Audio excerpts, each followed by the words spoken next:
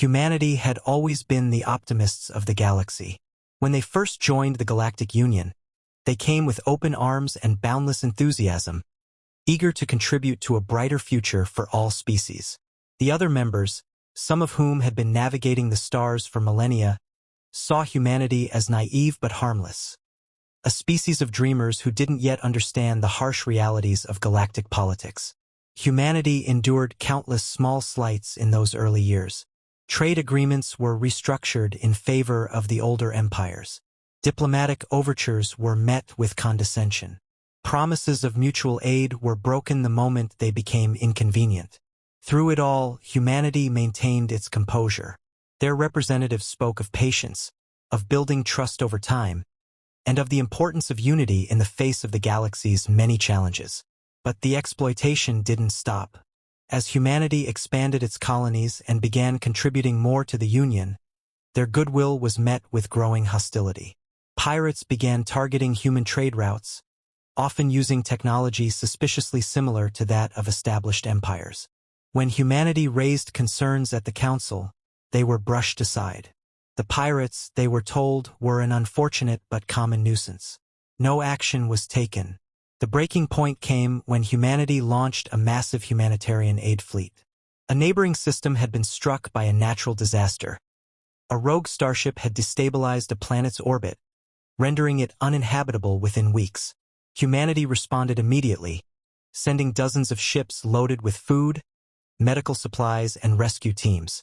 They didn't ask for compensation or recognition. They simply acted as they always had, out of a belief in the greater good. What they didn't know was that their generosity had made them a target. A coalition of 3 powerful empires viewed humanity's aid mission as a threat to their influence in the region. They feared that the rescued species might align themselves with Earth, tipping the fragile balance of power. So they acted. The attack was brutal and unprovoked. The aid fleet was ambushed in deep space, its unarmed vessels annihilated in minutes. Survivors sent desperate distress signals, begging for assistance as enemy ships rained destruction upon them. The galaxy watched, horrified, as the transmissions were broadcast across public networks. Pleas for mercy went unanswered. When the dust settled, the Galactic Union convened to address the crisis. But rather than condemn the attackers, they chose to downplay the event. A tragic misunderstanding, they called it. No sanctions were issued. No reparations demanded. Humanity's representatives stood in that chamber, silent and motionless, as the decision was read. Back on Earth, the mood was different. Rage rippled through every corner of human society. Protests erupted. Leaders held emergency meetings, reviewing centuries of documentation on their treatment by the Union. A single conclusion emerged. Humanity's patience had been mistaken for weakness. The decision was made. No more appeals to justice. No more waiting for the galaxy to see reason. For the first time in their history, humanity would stop asking for peace and start demanding respect. The message from Earth was simple, direct, and chilling. Humanity would no longer be ignored. Across their colonies, on every station and planet where humanity held influence, a call to arms was issued. It wasn't a cry of vengeance, but a declaration of purpose. Humanity had waited long enough for others to correct their wrongs. Now they would act. The first step was preparation. Humanity had long been underestimated, not just in their resolve but in their capabilities. While other species marveled at their apparent lack of sophistication, they failed to notice humanity's relentless innovation. Over decades, Earth had quietly developed technologies no other species could rival. Projects that had been shelved in the name of diplomacy were now revived and accelerated. Factories across Earth and its colonies hummed with activity. Scientists and engineers worked tirelessly, producing advanced weaponry and fleets at an unprecedented pace. Self-replicating nanotechnology ensured that their resources multiplied exponentially. Ships once meant for exploration were refitted with stealth systems and energy weapons powerful enough to pierce the shields of even the most advanced alien vessels. Humanity's industrial capacity, driven by desperation and unity, became an unstoppable force. Their first target was chosen carefully. The empire that had led the ambush on the aid fleet was one of the most powerful in the galaxy, known for its massive fleets and unyielding dominance. Humanity didn't strike their homeworld or their civilians. Instead, they targeted their fleet's staging grounds, a massive orbital station housing thousands of warships. It was heavily defended, considered impenetrable. The attack was swift and surgical. In less than an hour, the station was rendered inoperable, its fleets reduced to debris. Humanity's forces suffered minimal losses, their advanced cloaking and precision weapons overwhelming the defenders before they could react. The galaxy's response was immediate. Shock, confusion, and fear rippled through the alien empires. How could a species so long dismissed as insignificant achieve such a decisive victory? But humanity wasn't done. They had a message to deliver. Using the same galactic communication networks that once broadcast the slaughter of their aid fleet, they sent their response. The message was faceless, voiced by an artificial intelligence devoid of emotion yet laden with meaning. For centuries we sought peace. We endured your betrayals. We trusted that justice would prevail. You have shown us that patience is not a virtue in this galaxy. It is an invitation to exploitation. No more. We will not harm those who remain neutral. We will not attack those who seek peace. But to those who have wronged us, your time is over. Expect us. The broadcast ended as abruptly as it began. Across the galaxy, governments scrambled to assess the situation. Panic spread among the empires responsible for the attack. Their intelligence networks had no answers, no insight into humanity's newfound strength. It was as if they had transformed overnight, from an idealistic species into a force the galaxy could no longer ignore. Humanity had made its move, and the galaxy would never be the same. The galaxy was paralyzed by the realization that humanity had become an unrelenting force.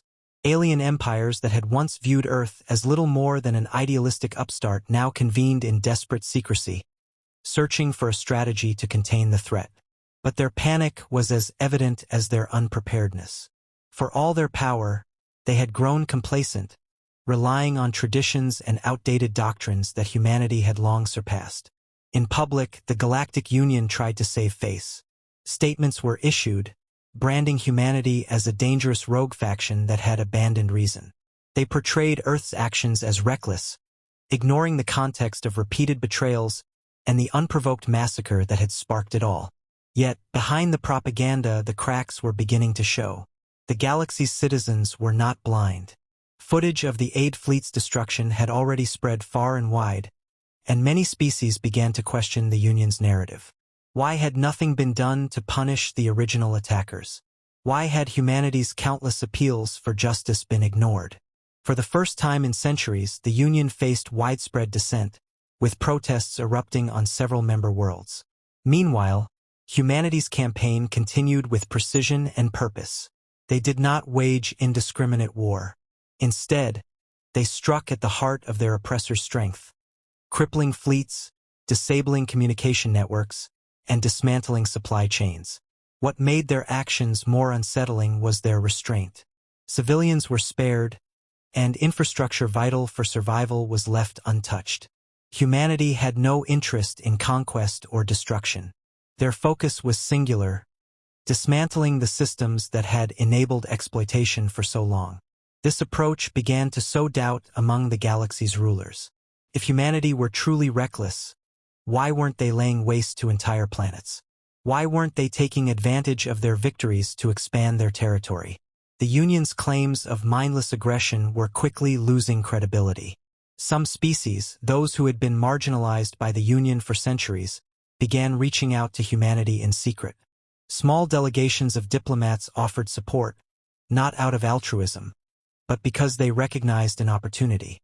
These species saw in humanity a chance to upend the galactic order, one that had long kept them in a state of subservience. Humanity accepted these overtures cautiously, choosing its allies with care.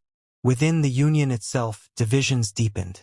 The empires responsible for the ambush demanded a unified military response, calling for the full might of the Union's fleets to be unleashed against Earth. But other members hesitated, unwilling to escalate a conflict that could spiral out of control. The The Union, once seen as the ultimate authority in the galaxy, now appeared fractured and weak. Humanity's strategy was working. They had forced the galaxy to confront its own hypocrisy while proving that their patience had not been weakness, but resolve. They had no need for grand speeches or excessive violence. Every strike they carried out, every system they left intact, sent a clearer message than words ever could. Humanity was not seeking revenge. They were demanding accountability. And the galaxy was starting to listen. The Galactic Union made its final gamble. After weeks of humanity's relentless dismantling of their most powerful factions, they issued an ultimatum. A massive armada, representing nearly every major species, assembled at the edge of human space. The message they broadcast was clear: surrender and submit to Union authority, or face complete annihilation. The Union's leaders believed this show of force would be enough. It always had been in the past. No species had ever stood against the combined might of the galaxy and survived. Humanity, they assumed, would see reason and back down. But Earth's response was not what they expected. A single transmission arrived, delivered without flourish or theatrics. It simply stated, "You brought this upon yourselves. Now you will learn." There was no more negotiation, no more appeals for understanding. Humanity had resolved to end the conflict on its own terms. What happened next became a story that would be told for generations. At the moment the Union's fleets began to move, their systems went dark. Every ship, every weapon, every communication relay disabled in an instant. The Union Armada, once a symbol of their dominance, became nothing more than lifeless husks drifting in space. It wasn't an attack in the conventional sense. Humanity had deployed a galaxy-wide electromagnetic pulse, carried by self-replicating nanotechnology. It had been designed not to kill, but to neutralize. The Union's forces were rendered helpless, their fleets stranded, their commanders left to watch in silence as humanity's ships appeared on their sensors. But humanity didn't fire a single shot. They broadcast another message, this one calm and resolute: "We could have destroyed you.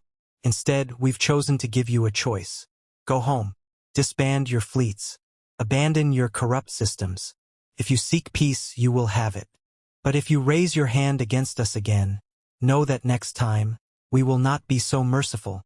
The Union's forces, humiliated and powerless, had no choice but to retreat.